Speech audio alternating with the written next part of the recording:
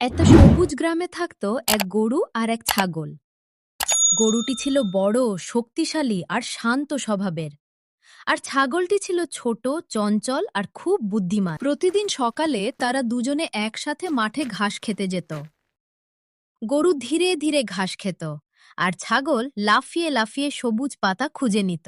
একদিন হঠাৎ আকাশ কালো হয়ে এলো। ঝড় বৃষ্টি শুরু হলো। বলল, ওহ, এখন কি করব? আমি তো খুব ভিজে যাচ্ছি। চিন্তা করো না, ওখানে একটা বড় গাছ আছে, চলো সেখানে যাই। ছাগল চারদিকে তাকিয়ে বলল। দুজনে দৌড়ে গাছের নিচে আশ্রয় নিল। বৃষ্টি থামার পর গরু খুশি হয়ে বলল, আজ বুঝলাম, ছোট হলেও বুদ্ধি খুব দরকার, আর বড় হলেও বন্ধু ছাড়া কিছুই না। পরের দিন সকালটা ছিল খুব সুন্দর। ঝড়ের পর প্রকৃতি যেন আরও সবুজ হয়ে উঠেছিল। গরু আর ছাগল আবার মাঠের দিকে রওনা দিল। গরু সেতুর মাঝখানে এসে থেমে গেল।